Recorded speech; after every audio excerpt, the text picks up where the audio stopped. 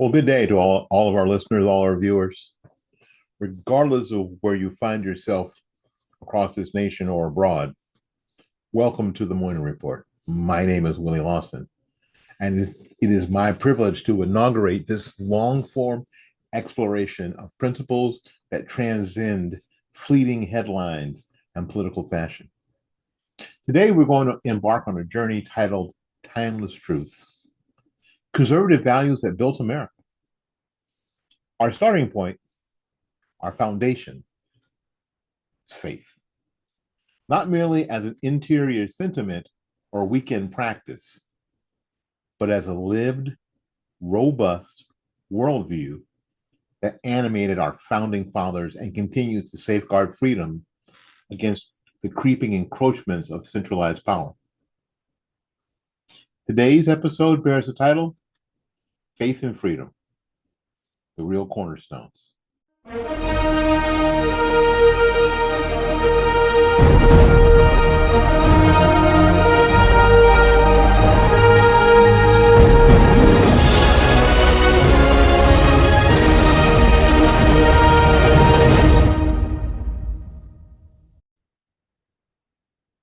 An intellectually honest assessment of the American experiment has to begin with the metaphysical commitments of its architects. The founders did not envision liberty as an abstraction, floating free of moral accountability.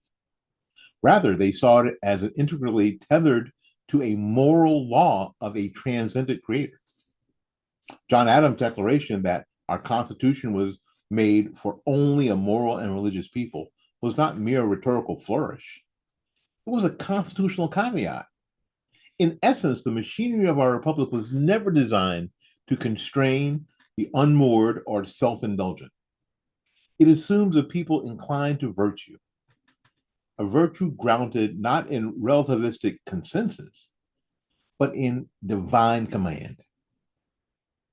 Consider also the prolific sermons delivered during the colonial era, which drew heavy from scripture to frame arguments against British tyranny. The pulpit was not ancillary to American independence, it was foundational. Ministers interpreted the political situation from biblical lenses, invoking both prophetic critique and confidential responsibility. Thus, political liberty and theological conviction were intertwined from inception. Thomas Jefferson's assertion that rights are endowed by their creator embeds theism into the DNA of American self-governance. In elevating God above government, the founders architected a system wherein human dignity was sacred and unassailable. Such a declaration stands in deliberate contrast to regimes in which rights are merely conferred by the state, revocable, conditional, and manipulable. The theological architecture of the American Republic derives not from ecclesiastical ceremony, but from scriptural principles. Isaiah 33:22 offers an astonishingly prescient political schema. The Lord is our judge, the Lord is our lawgiver, the Lord is our king. This triadic formulation, we discern the roots of our judiciary, our legislature, and our executive branches. This was no accident.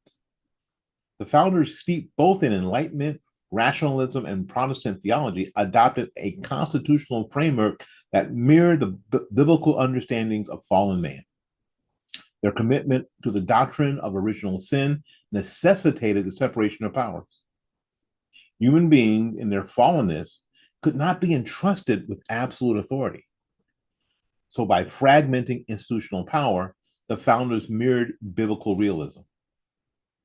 In Genesis 1:27's Imago Dei, that human beings are made in the image of God, establishes an ontological worth of every individual. This axiom undergirds movements for abolition, civil rights, and human flourishing. These values didn't emerge from the Enlightenment materialism nor the economic determinism, but from the pages of Holy Scripture.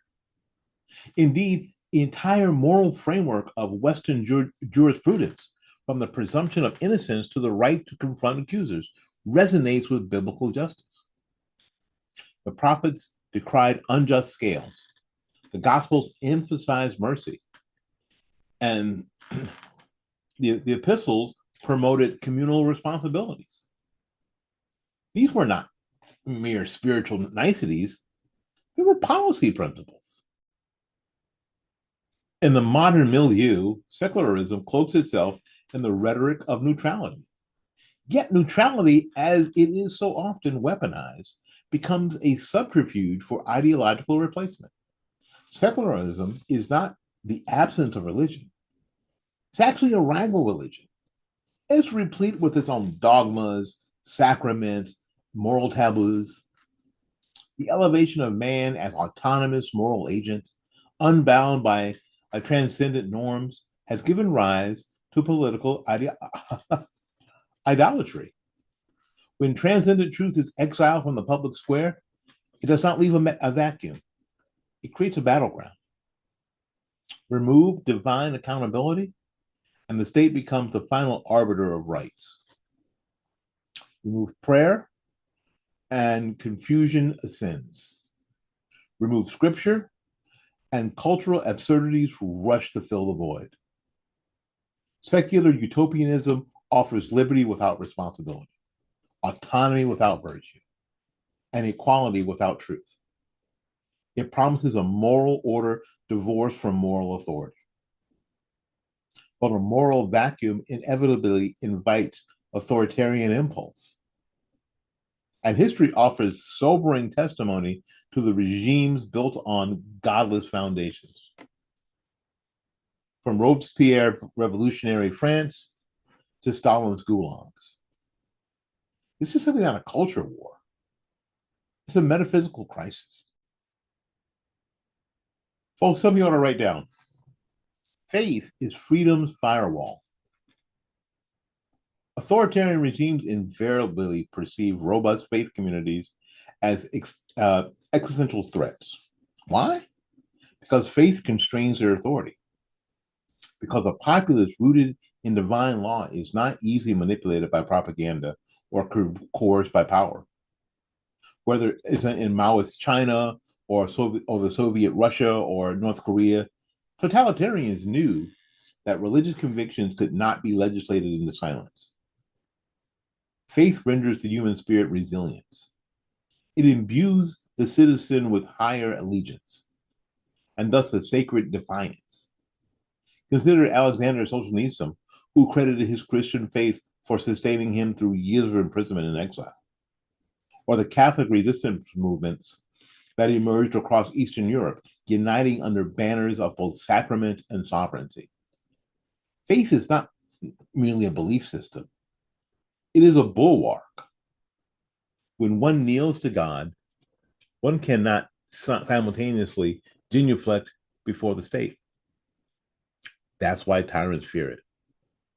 And that's why we must reclaim it. Folks, American history is Christian history. So to divorce American liberty from Christian orthodoxy is to commit historical malpractice.